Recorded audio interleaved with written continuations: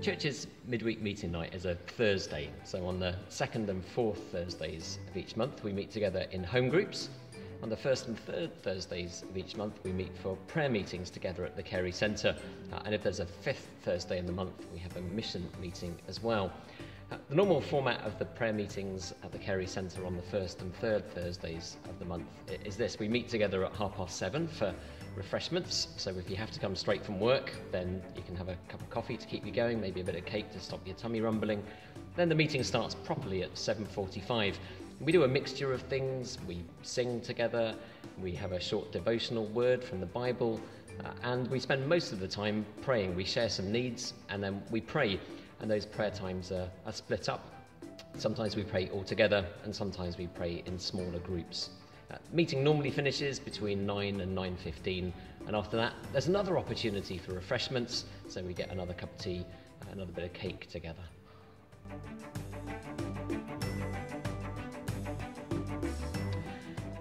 There's a famous story about Charles Spurgeon. Now, I'm never quite sure what to make of stories about Spurgeon, because there are so many of them, they can't possibly all be true. But there's a story that some students visited the Met Tab to hear him preach one day in July. They arrived at the Met Tab early. They were loitering outside the door when this chubby, bearded gentleman met them outside and asked them if they wanted to see the boiler room of the church. Well, it was a July day, so obviously that was very appealing, but they were too polite to say no. They went down with this chubby, bearded gentleman, and he showed them into a prayer meeting where there were about 700 people meeting for prayer, praying specifically for the service which was about to start. Chubby, bearded gentleman, if it happened at all, was of course Spurgeon.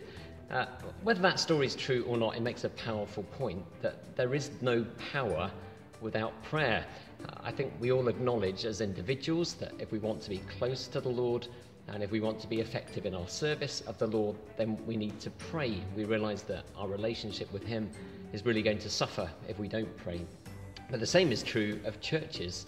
If we as a church don't meet together to pray, then we're not likely together to be very close to the Lord, and we're not likely to be very effective in His service.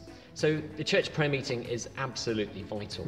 It's a key part of our church programme.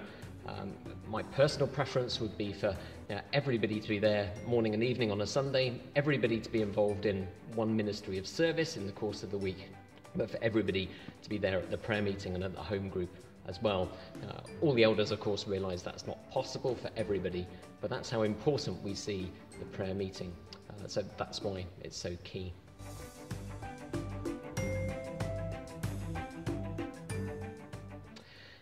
The elders have talked to lots of people over the years about the prayer meetings, and we realise that there are some things which people find difficult about praying in prayer meetings.